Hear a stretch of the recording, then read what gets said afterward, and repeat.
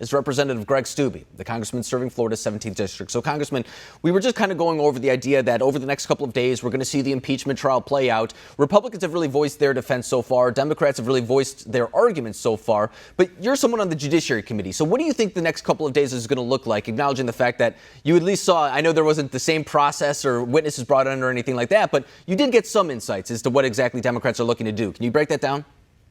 Well, and that's one of the whole points of the defense of the president in the second impeachment was there was absolutely zero due process.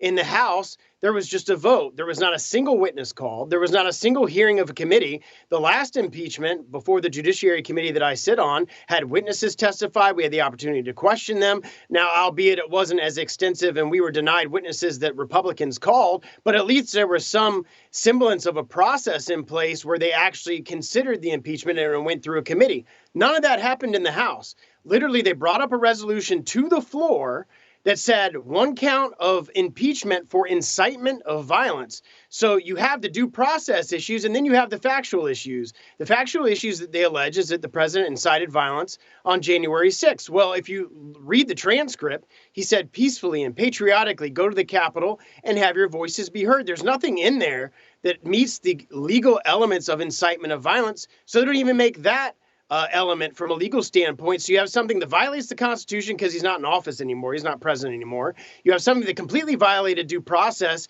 and an opportunity to be heard in committee. And then you have the factual facts before us that he didn't incite violence pursuant to the legal case. That's the Supreme Court case. That's the law of the land. So it's a completely 100% political partisan impeachment for the second time. They've been trying to impeach this president for 4 years since the time he's taken office, and now he's out of office and they're trying to impeach him. And I remember during the last impeachment, you and your colleagues were voicing concerns about the idea that some of the House actions were done in secrecy. You were having these hearings behind closed doors. Leaked parts of the transcript would come out, but not showing the whole story, as we later learned when they eventually did come public. But that was the concern last time. And this time the concern is that none of that is taking place at all, as you just laid out. So I think that's a very important lesson for a lot of people to learn as this trial kicks off in the Senate, because a lot of people are going to be hearing these arguments for the very first time, let alone if they hear them at all. But when it looks at what Democrats are doing, they're trying to impeach President Trump. Last week, we saw this effort to remove Representative Marjorie Taylor Greene from her committee assignments. Are these actions really deviating away from the norms set in the Constitution and by your body as well? Or do you think that this is something that maybe Republicans should adopt and utilize themselves in the future? Well, the impeachment of a president who's not the president anymore has never happened in the history of our country.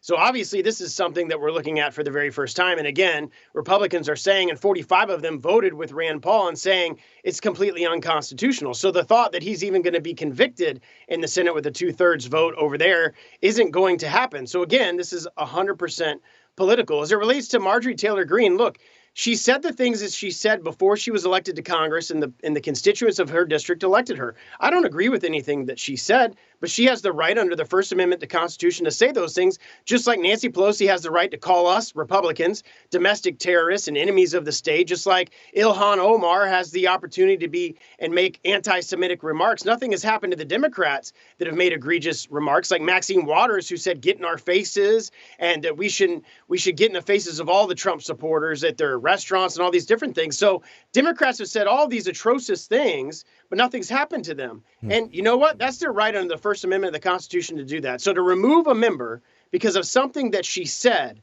we have embarked on territory that is unheard of in the House of Representatives in the history of our country. Have we removed members for violating the law? Sure. Have we removed members for violating ethics, quorums, and rules of the House?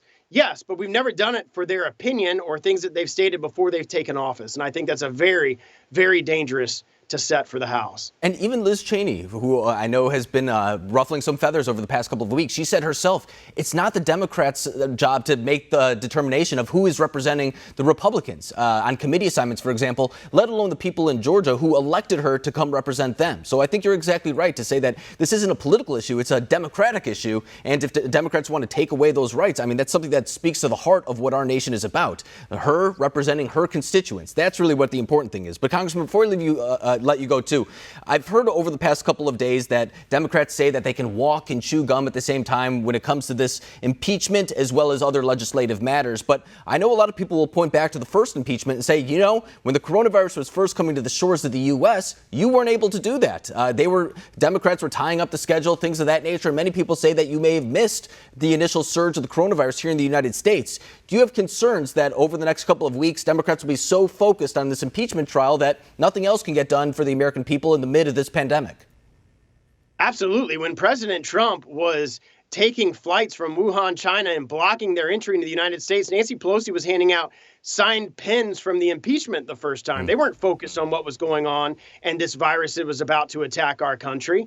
And in the rules of the Senate, they cannot take any other business up once they've taken the articles of impeachment, which they have this past week. So until they finish the trial, which the last time took 2 weeks, until they finish the trial, the Senate cannot conduct any other business pursuant to the Constitution. So it's absolutely accurate that nothing is going to happen in the U.S. Senate during the time of the impeachment because they can't pursuant to the rules. Yeah, and I mean, I'm a broken record at this point, but it's worth noting that at this time, there are Americans who are being told to close down their businesses. They don't know how they're paying their rent at the end of the month. They don't know how they're putting food on their dinner tables. I mean, there's problems going on in this country that go well beyond what many people would say is insider baseball in Washington right now. But Congressman Greg Steube, I really appreciate you coming on the program tonight and breaking down exactly what's happening over the next couple of days. Thank you. Yeah, thanks for having me.